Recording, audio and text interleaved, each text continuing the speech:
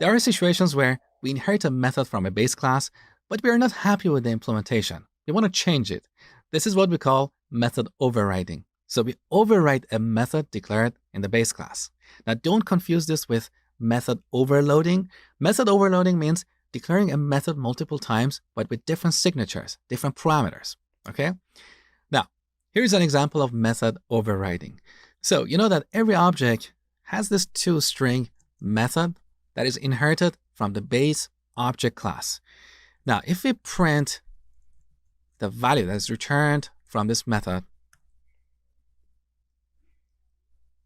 we get this, the fully qualified name of the class, followed by an @ sign, and the hash code represented in hexadecimal. I'm not happy with this implementation. I want to change it. Instead, I want to print the text inside this text box. So let's go to our text box class and override the toString method declared in the base object class.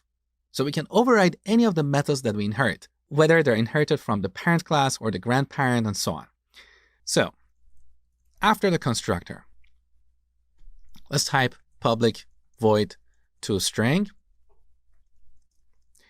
Now here we add an @ sign followed by override. This is what we call an annotation.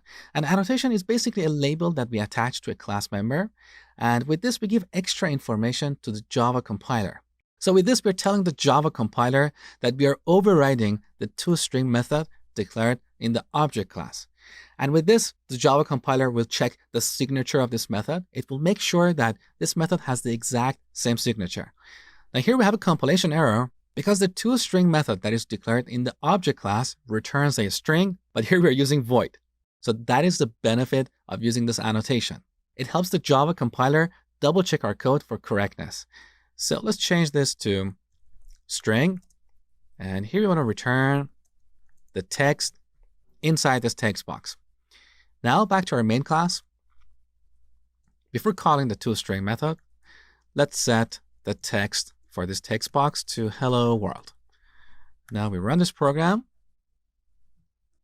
and we see the text inside this text box.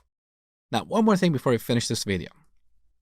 Here we don't have to explicitly call the toString method because the println method automatically calls the toString method on any objects that we pass here. So that's all about overriding methods.